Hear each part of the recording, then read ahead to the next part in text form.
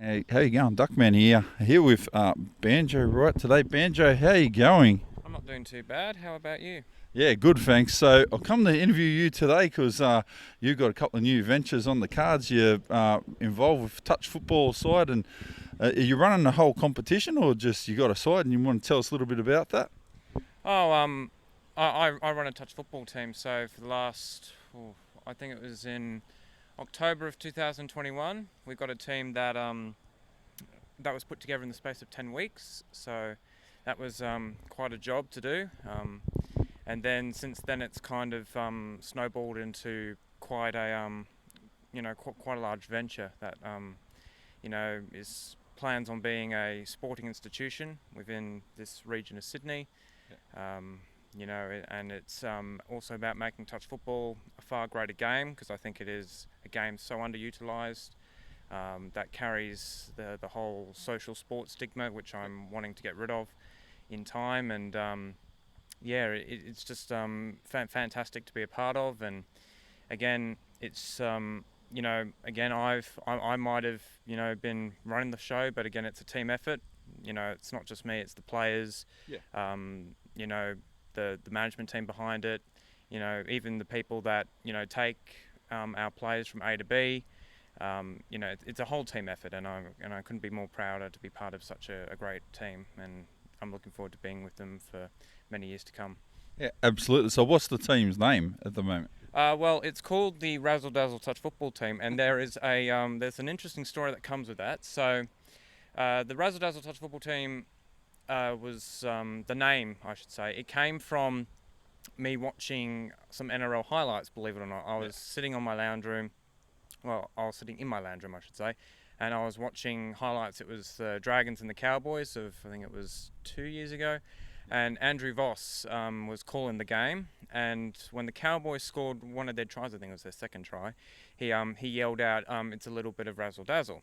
Now at that point, I had a long list of names that I wanted to choose my team.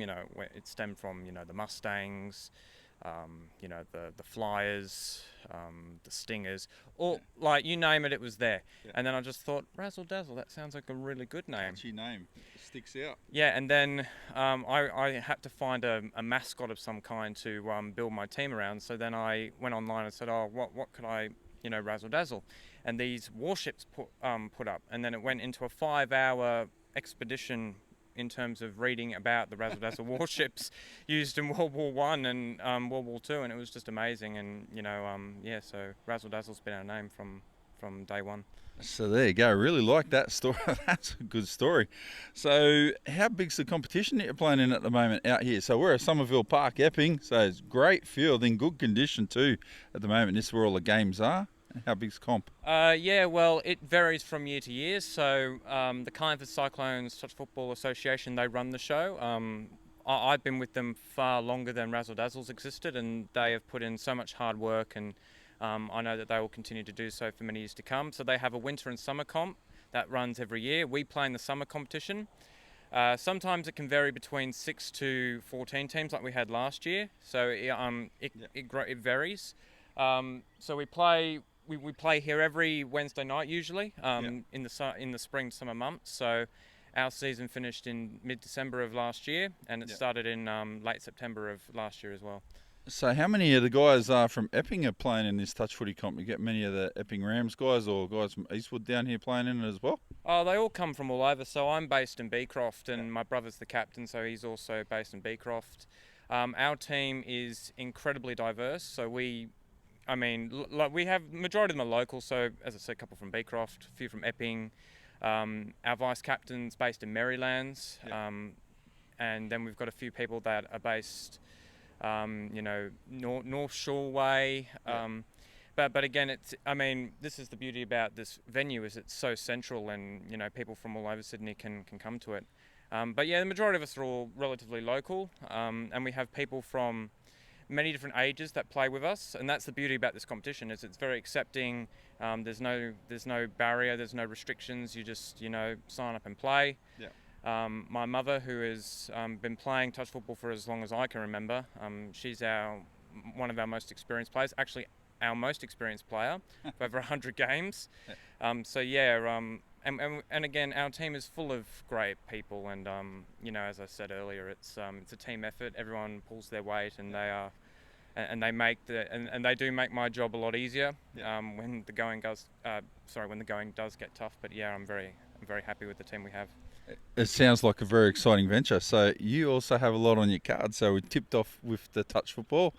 You are also Shoot Shield referee. What levels are you reffing at the moment in Shoot Shield? Well, I was running the line for from as high as second grade, which was very which is quite good because again you're there in front of the it's the best seat in the house, as they say, and my grandfather can vouch for that, as he's done his time as a as an AR. I've done subbies, so the highest grade I've officially refereed was 4th grade, but if you count trial games, I've done 3rd grade subbies, which is very exciting. I'm also doing Golden Oldies games as well, so that's a lot of fun. But yeah, I've been refereeing for as long as I can remember, so it's quite enjoyable. And you were doing a bit of stuff with the Two Blues last year, helping them with some referee coaching at training sessions and stuff like that. And you've also had a bit of a dynamic background in playing and that stuff too as a junior and coaching, is that right? Well, my career was cut short at the age of 10, so I was throwing a coach's whistle, as they say, at the age of 10. But it was kind of just me running the water on and helping out at training. And then I took a break, and then it wasn't until the age of 14 where again I tried to rejuvenate my playing career. That didn't get off the ground, so I again put on my coach's whistle and I coached my school team. Our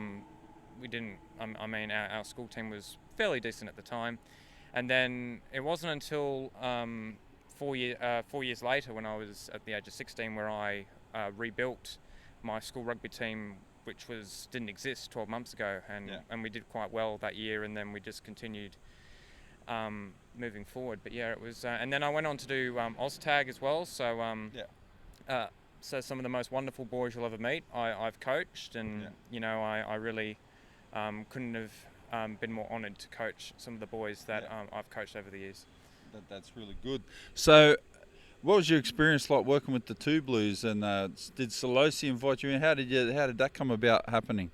Well, again, it kind of happened by accident. So, so basically, Nathan Shute, he who is one of the most seasoned rugby referees that the city has ever seen, he reached out to me in potentially helping him out with running the line for Two Blues, because again he had at that point had been helping out Two Blues with the women's team and getting a few odd jobs around there. And then he reached out to me saying, what do you reckon? Do you want to come out and help the Two Blues, run the line with them? And yeah, I was more than happy to do it. And that's how it came about. And I was thrilled to be a part of it. I ran the line in my 100th game at the Eric Tweedale Stadium, so that was quite exciting. And it's very good. Do you remember who that was against? It was a Colts game between Two Blues and West Harbour. West Harbour pummeled the Two Blues by 60 points or something like that. But it was such a great game, though. It was just a fantastic atmosphere to be a part of. And seriously, if anyone ever gets a chance to go to a night game, like a night catch-up game, whether it be Colts or Grade, I highly recommend you do. It's just such a great atmosphere to be a part of. Yeah. So, out of the sports you're involved in, so referee and rugby and touch football, what other side gigs have you got happening, or other sports you got interest in, and what are you enjoying doing probably the most out of all of them at the moment? I referee OzTag, so I've refereed every rugby code except league. I'm not going to close that door. I'll be open to refereeing league sometime in the future.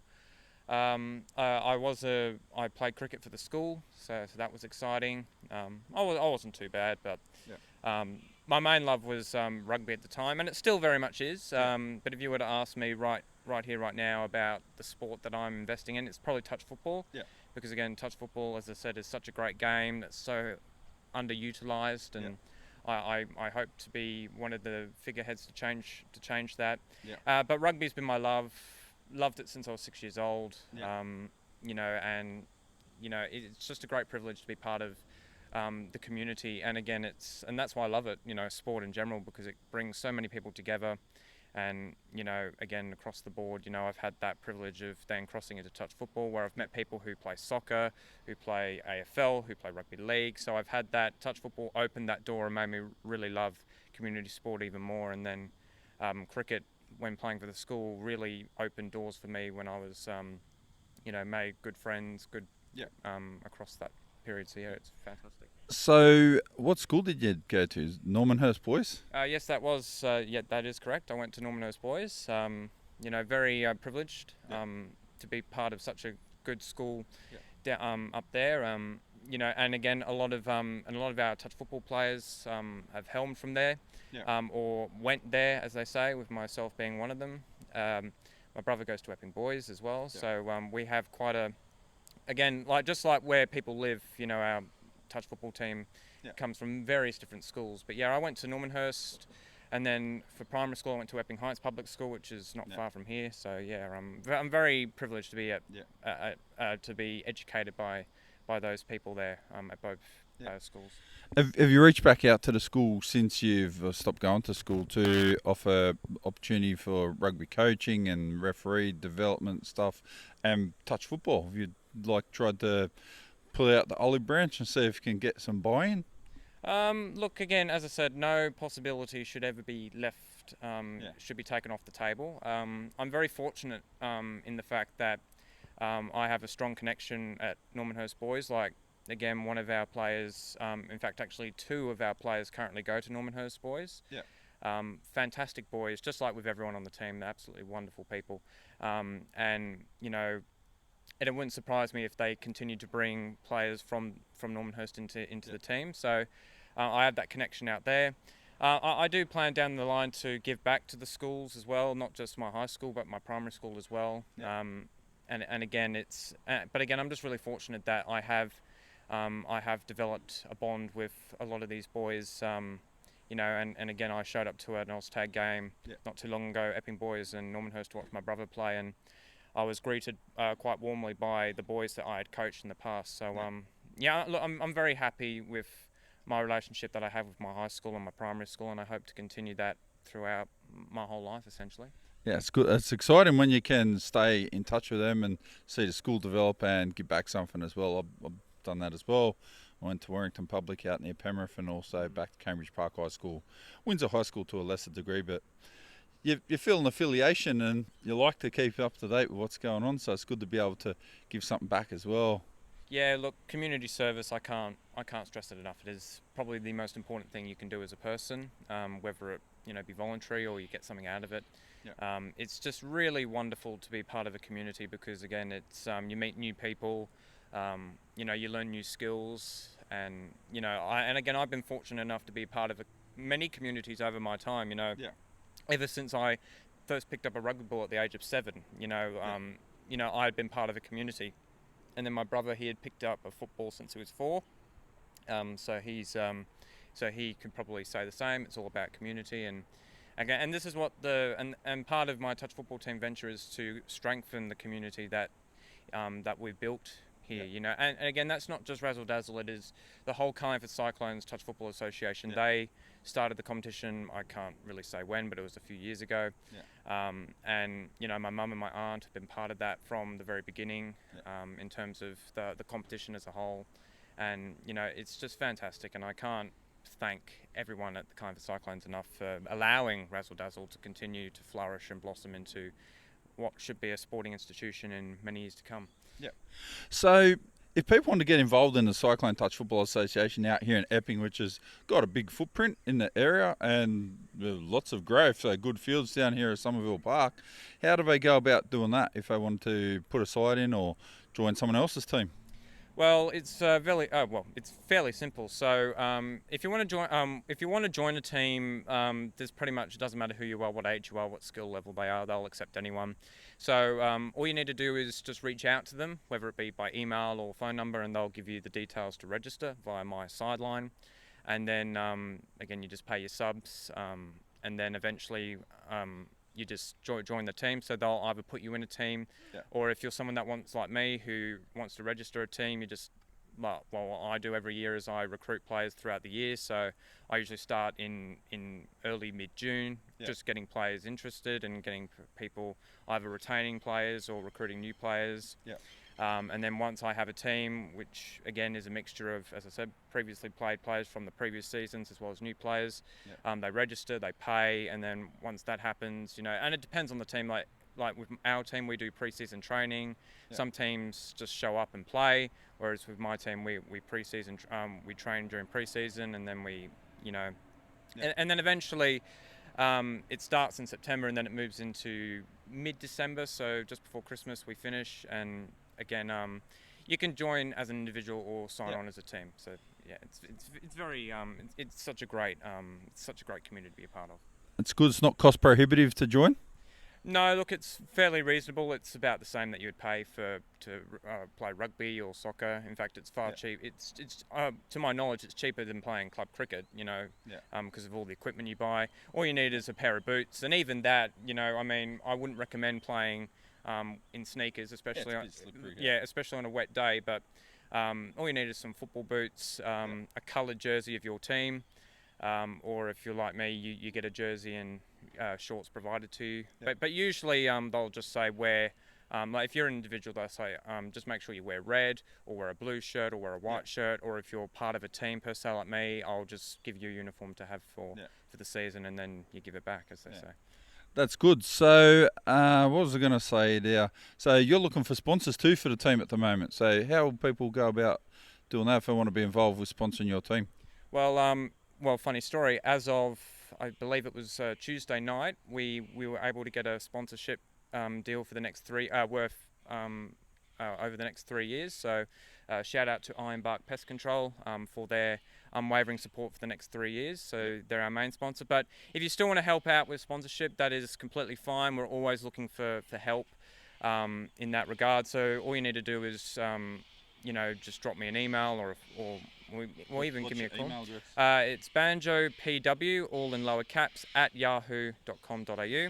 So if you want to just help out, whether, and it doesn't matter how much it is, we don't care. Any help is appreciated. So drop me an email and we'll talk. And I can't thank Ironbark Pest Control enough for their unwavering support over the next 3 seasons.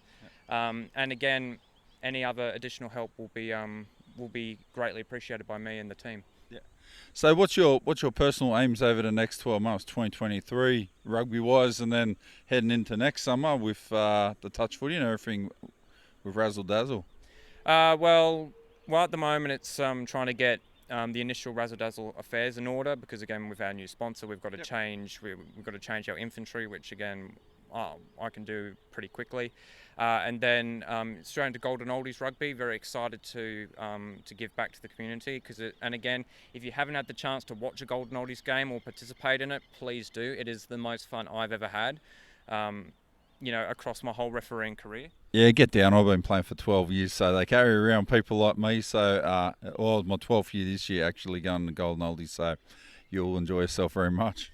Yeah, and then I'll do the odd job, because I also work for an agency, so I do touch football on OzTag, refereeing for schools. Again, if you do have the chance to give back to the communities and all that, please do, because it's just such a fantastic thing to be a part of. And of course it comes with its ups and downs, as you would expect, but again, the reward to just seeing the kids have a bit of a laugh and a bit of fun, and even adults, from my age right up until the age of 70 and onwards, it's just so great to be part of a community. And then come, as I said, June, it's done recruitment, retainment for our touch football team, while still doing lots of refereeing stuff, and also, following the Waratahs quite closely, as I'm a member now, so I'm looking forward to getting down to watch the Tars play. Eastwood are on this year, which is good, and not to mention the Rugby World Cup on rugby's bicentennial year, as they say.